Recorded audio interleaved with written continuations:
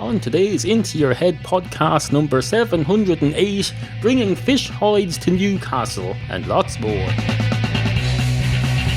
head, into your head, into your head, into your head, into your head. We've a lot to get on with today. Items that need to be attended to, issues that need to be addressed, topics, all topics. We've got lots and lots of topics. We're positively booming to the seams with topics. We've got topics coming out of this brain, this brainular,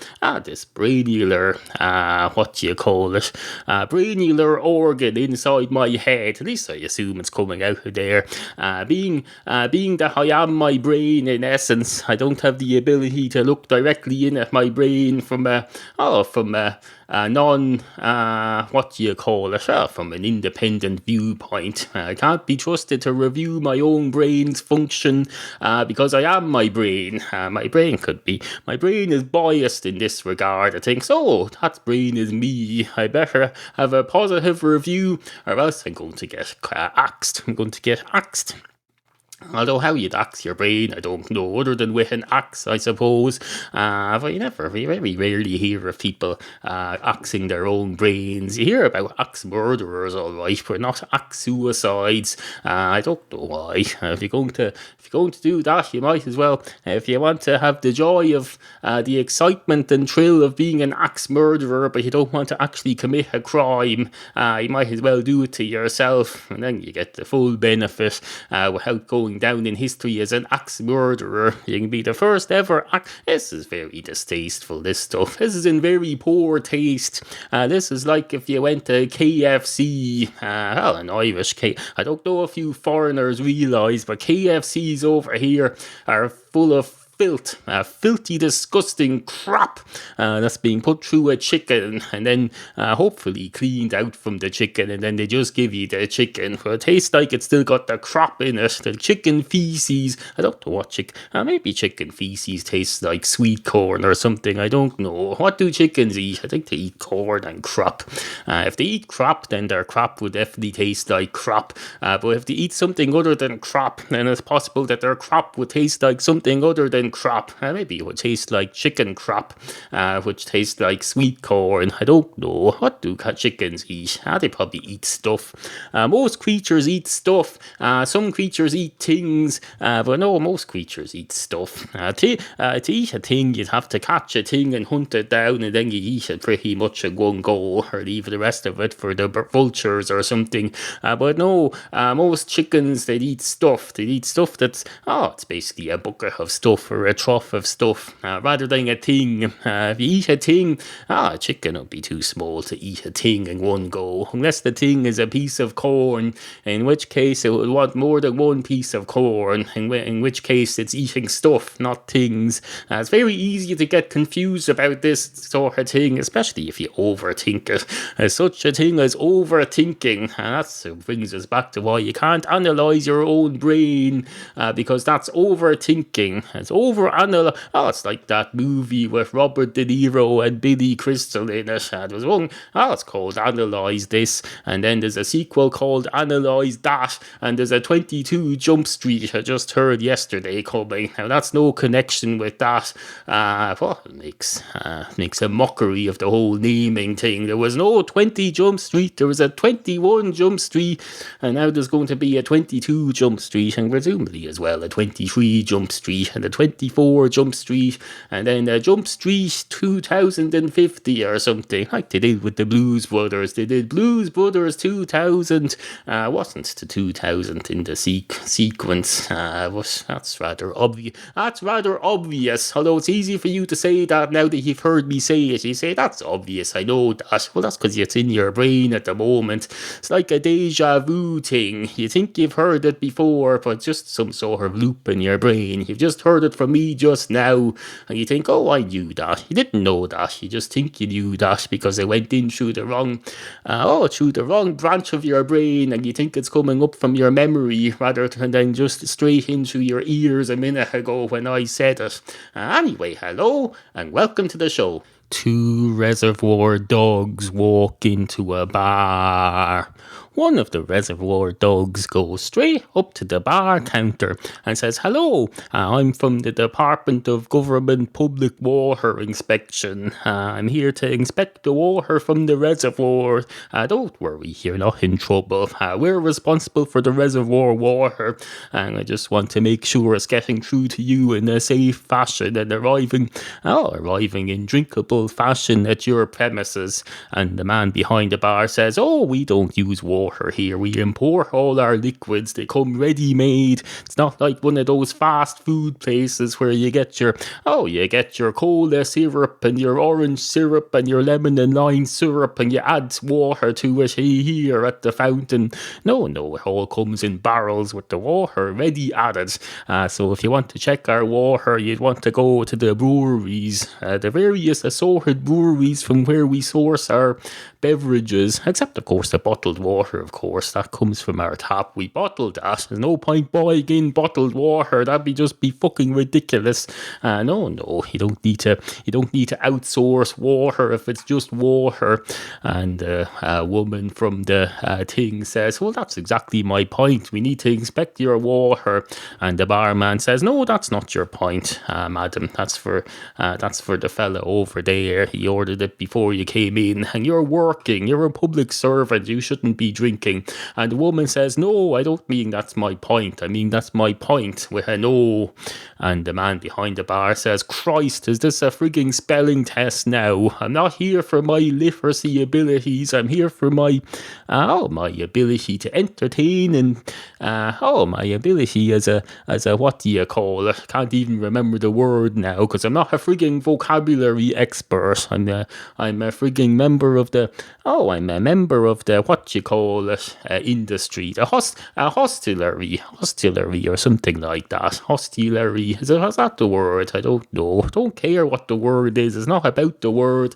The word was a youth entertainment program on Channel 4 in the UK in the early 90s.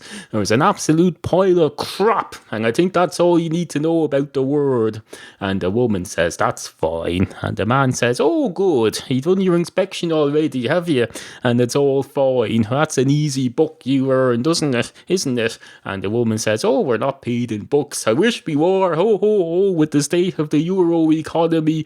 Although, to be perfectly honest, I don't know much about the American dollar economy either. I'm not a frigging economist. I'm a water inspectorate.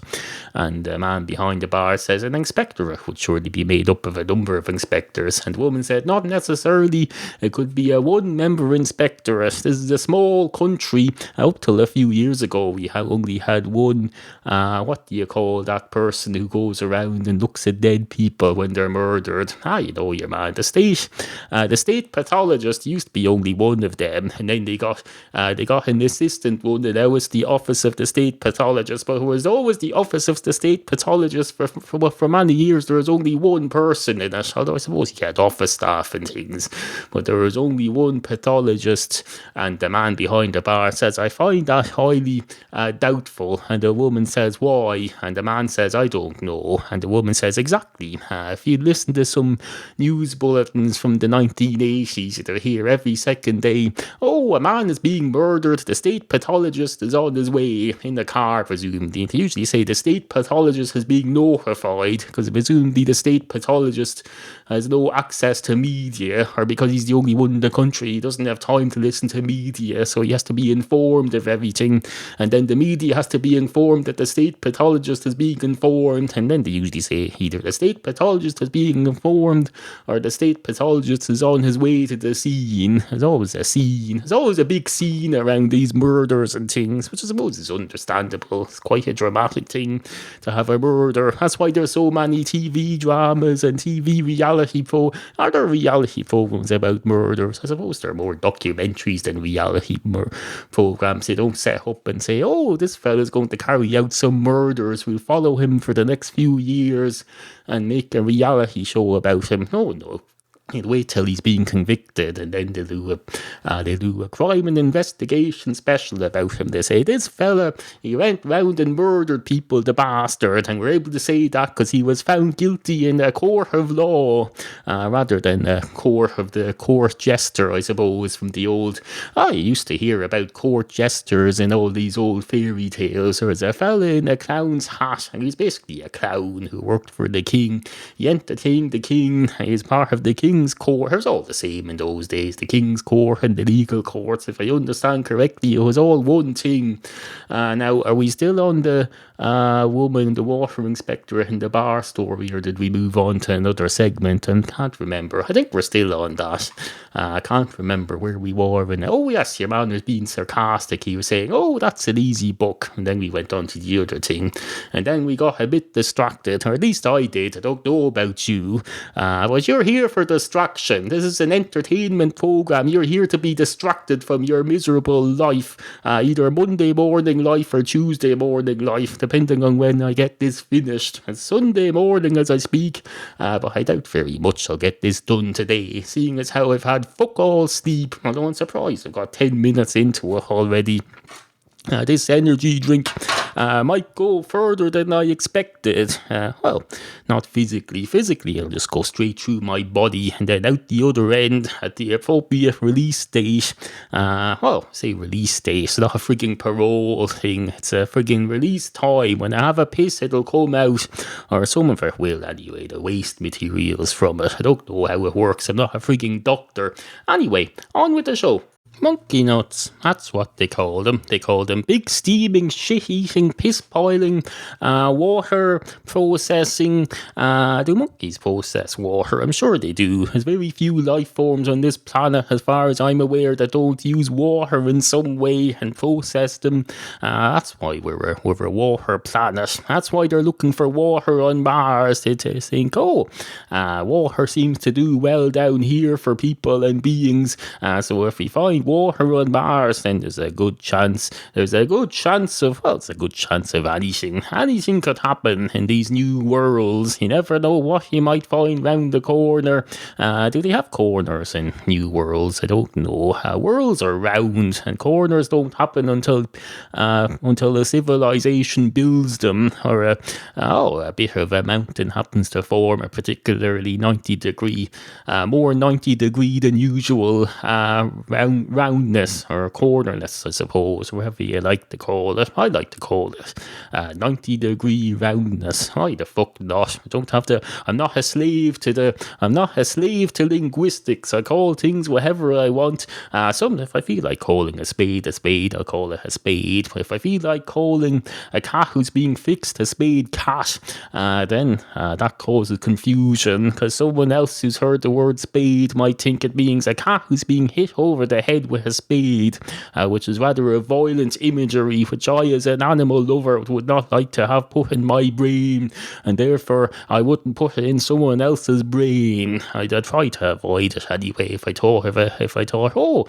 by saying spade cat, I'm going to put an image of a cat being hit over the head with a spade in this poor bastard's brain, I wouldn't like that done to my brain, so I won't do it to them. Do unto others as you would have them do unto yours. That's a religious thing. You're allowed to abide by these things outside of religion, regardless of whether you believe in them or not. I suppose if you don't believe in it, you go, I don't believe in that. I'm going to pick and choose. People like to say that. They say, oh, you want to pick and choose which bits of that stuff you believe. Yes, I do. I'll choose to believe the stuff that I believe, and I choose to not believe the stuff that I don't believe. I don't think that's illogical, Captain. Is that what they say on that program?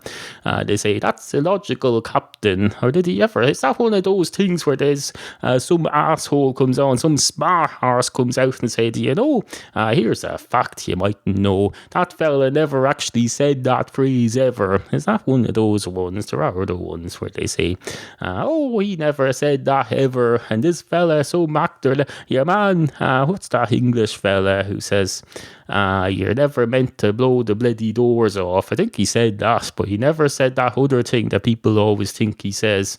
Not a lot. I'm Michael Caine. Not a lot of people know that. All these English impressionists like to do impressions of him saying not a lot of people know that. And the reason why not a lot of people know that is because he never fucking said that. That's why. Although maybe it's obvious. Maybe he didn't say it because it's obvious. Well, it's not obvious that not a lot of people know that he's Michael Caine, but it is obvious that he well, maybe it's not obvious at all, or he wouldn't be debating it. And one person here, and I've managed to turn it into a debate with myself. That's how controversial and non-clear cut the issue is. So I suppose I've talked myself into a corner there, a rounded 90-degree curved corner, just like the ones you find on Mars. So you won't be find any fucking Michael Caine there. Or maybe you would, I don't know. When we land there, I presume they'll bring a film library with them to keep them entertained when they colonise the place, because there's not going to be any television there. So I suppose they'll do, or maybe there will be television. Television nowadays is all satellite stuff, and you can send a satellite to Mars, I presume.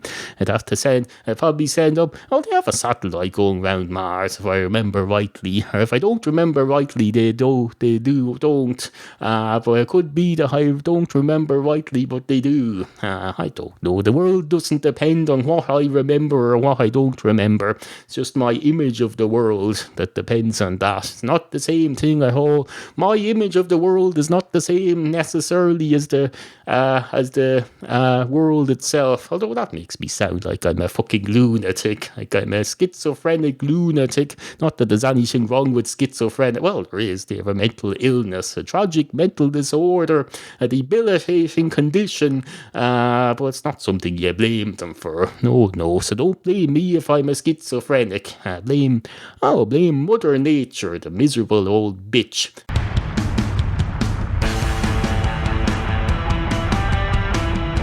Support the podcastual arts at no cost to you, just by sending Neal money. Visit intoyourhead.com and click on the tip jar to make a once-off donation. Intoyourhead.com. Remember, we value the opinions of you, the humble and ignorant listener. Email studio@intoyourhead.com. studio@intoyourhead.com. Matchstick cats. Matchstick cats. Matchstick cats. Matchstick cats and stuff.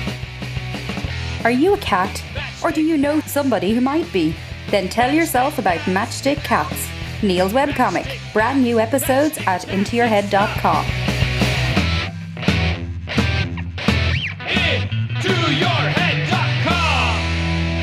Now, I know what you're thinking there. You're thinking, I wonder, is it still Sunday yet? It is indeed. It's still Sunday. It's 11:20 of a Sunday morning. We might just get through this yet. We'll get through this together. Well, not with you. I'm on my own here, although my wife is downstairs watching the television, keeping an eye on the television, because you can't leave a high-quality television downstairs unattended nowadays, especially in recessionary Ireland. If you leave a television unattended for more than 5 minutes, well, for one thing, you'll be unentertained. Television is the cheapest form of entertainment in today's modern world. Was also, well, I suppose, no, it wasn't available in the non-modern world. Was television? I don't know. It depends on when you decided modernity started. If modernity started with the iTelephone, then we certainly had television before modernity, but we didn't have it in the Dark Ages. That's why they were called the Dark Ages. They weren't called the Black and White Ages or the non-widescreen, not yet quite surround sound ages. No, they were called the Dark Ages. There was nothing but darkness and crap. Maybe they had radio. I don't know. Does radio have a brightness or a darkness? I don't know. Maybe it does. Maybe it doesn't. Maybe it's somewhere in between. There isn't always a black and white. Oh, black and white. There isn't always a black and white answer. Oh, that's very witty, black and white, because I was talking about black and white television. Maybe we won't get through this after all. I don't know. Remains to be seen and not heard. Although, if you can see this and not hear it, then you're obviously sitting here where I am, except you don't have my headphones on. You've got your ears blocked up with something, so you can't hear my voice even though you're in the room with me, but you're looking at my screen, which has a visual representation of my recording on it here, so I can be seen and not heard by you. If you take the things out, why would you be in here with things stuffed into your ears? If you're a listener to this program, you obviously want to hear it, so you wouldn't unless you don't want to spoil it, unless you're in here and you don't want to spoil the next episode for you when it gets released. You're just come in here halfway through this recording and you think, oh, I don't want to hear the middle of a program when I haven't heard the beginning. I'll save it for when it's released. Suppose that's reasonable, but what in the name of Christ are you doing in my house then? That's a question I have. Is my television still safe? I suppose it probably is. Although, why would I suppose that? There's no reason to presume that. Although that's the whole point of a presumption, that there's no reason for it. If there was a reason for it, it wouldn't be a presumption. It would be a logical assertion based on an analysis, deduction, which is a whole different kettle of fish, an entirely different ball game, an entirely different kettle of loaves and fishes. Would you make? I don't know why they call it a kettle of fish. I suppose because it's a kettle and it's made of fish, or it's got fish in it. I know damn well which. I'm just trying to make conversation here. I know damn well it's not a kettle that's made of fish. Although I suppose maybe they have, if they found sharks or something that had some sort of leather hide, nothing like that of a cow, then maybe they'd make some sort of leather flask out of that. But it'd have to have a container inside it. You couldn't just put the liquid into the leather. You'd use the leather as an outside jacket for an old-fashioned flask. I like the ones you see people drinking whiskey out of in cowboy movies. They bring a little flask of whiskey in a bottle, in a flask thing. I don't know why. Why would you put it in a flask? It comes in a bottle. Why would you transfer it to a flask? It's supposed to keep it warm or keep it cold or to maintain whatever temperature it's at, or I don't know. I suppose in these Western movies, they're all set in America where it's hotter than here. We've had our hot weather we've had a week of hot weather last month, and that's it now. That's it for another 3 years. It's all cold and the wet and the crap is closing in on us for another year. We're all doomed to spend the rest of the year looking at grey skies or looking down at grey ground that's covered in rain. Does the rain? The rain doesn't colour the ground. Well, it does a bit, I suppose. Depends on what the surface is.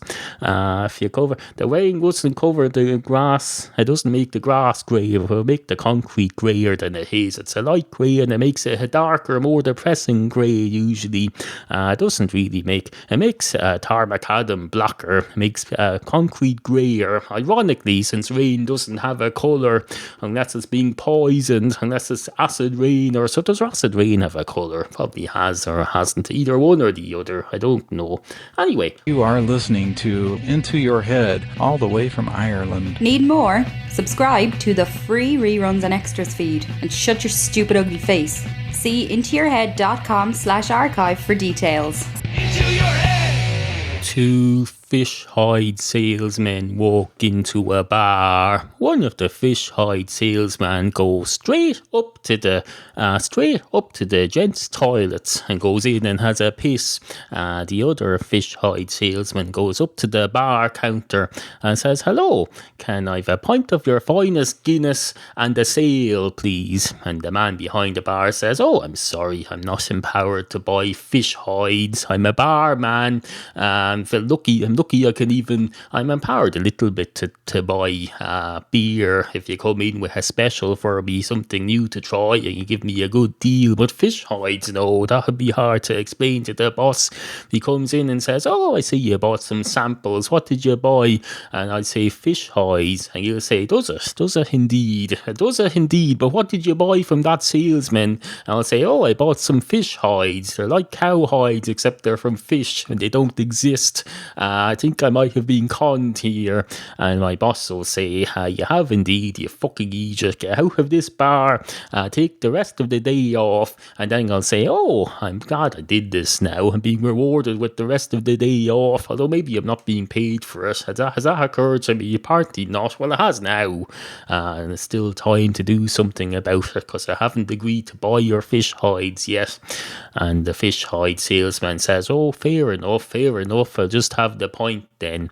And the man behind the bar says, oh, good choice, sir. Good choice, diplomatic choice. So I suppose you can put that on your expenses tab. You say, oh, I had to buy a pint out of diplomacy after this sale that didn't even exist, fell through. A sale that I never even managed to make, and it fell through before he even got going. You must feel like a bit of a failure, not managing to sell a fish hide, something as interesting as a fish hide.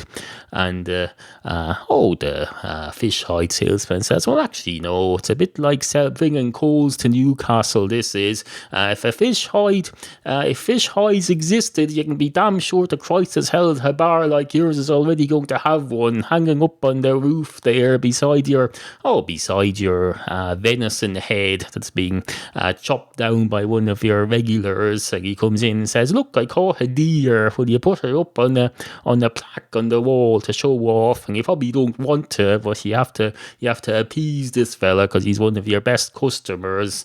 And he could also sue you for making him an alcoholic if you got on the wrong side of him. And the barman says, I think you're overthinking this a little, or overthinking